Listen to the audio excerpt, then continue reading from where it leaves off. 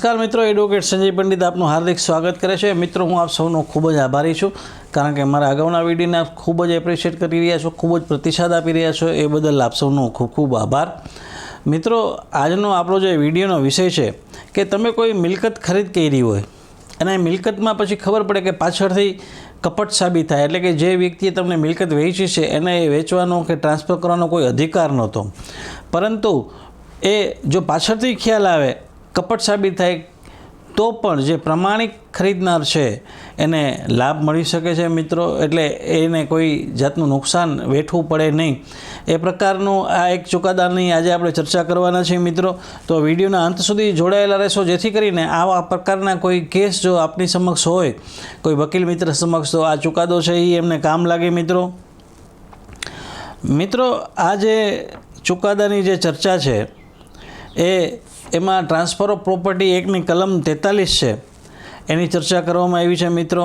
આ જે સિદ્ધાંત છે કે વેચાણમાં જો કપટ સાબિત થાય તો પ્રમાણિક ખરીદનારને લાભ મળી શકે છે, એટલે બોનાફાઇડ પરચેસર છે એને લાભ મળી શકે છે મિત્રો। એની ચર્ચા આજે આપણે કરશું। જે મિત્રો પ્રથમ વખત આજ મારી ચેનલ ઉપર આવ્યા છે એમને વિનંતી કે મારી યુટ્યુબ ચેનલ કાયદાની વાતોને સબસ્ક્રાઈબ અને લાઇક ન કરી હોય તો અત્યારે જ કરી દઈએ મિત્રો। આ નામદાર હિમાચલ પ્રદેશ હાઈકોર્ટનો ચુકાદો છે। વિજયકુમાર એન્ડ અધર્સ વિરુદ્ધ અનંતરામ ઉર્ફે નટુ, રેગ્યુલર સેકન્ડ અપીલ નંબર 514/2006 તારીખ 3/10/2016ના રોજ આખરી હુકમ કરી પ્રસ્થાપિત કરવામાં આવેલ છે।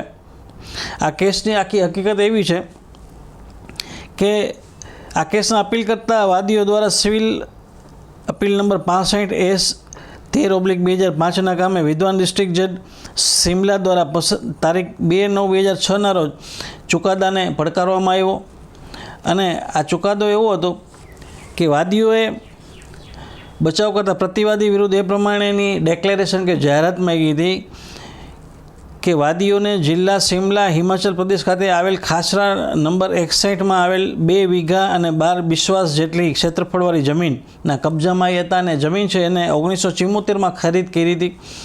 હવે જ્યારે એમાં ડિસ્પ્યુટ ઊભો થયો તો એ એવો ઊભો થયો કે જે જમીન છે એને આખા ક્ષેત્રફળનો દસ્તાવેજ છે એ એક વ્યક્તિએ એને કરી આપ્યો કે ભાઈ આ મારી જમીન છે, આમાં કોઈનો અધિકાર કે હિસ્સો કે હિત નથી, અને 1974માં રૂપિયા 2000 અવેજ આપી અને એ વાદીએ જમીન છે એ ખરીદ કરી હતી મિત્રો।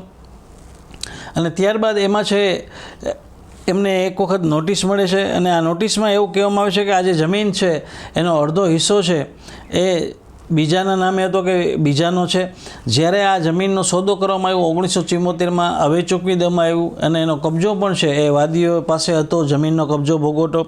ત્યારબાદ ઘણા વર્ષ પછી એમાં ડિસ્પ્યુટ રેઝ કરવામાં આવ્યો, અને એ ડિસ્પ્યુટ જે રેઝ કર્યો એ જે વ્યક્તિ વેચનાર હતી એની બેનના નામની આ અડધી જમીન છે કે એની બેનનો એમાં હક, હિસ્સો કે લાભ એમાં હતો, સમાયેલો હતું હિત એનું, એ પ્રકારનો આ આખો જેને કહેવાય કે ડિસ્પ્યુટ છે એ રેઝ કરવામાં આવ્યો।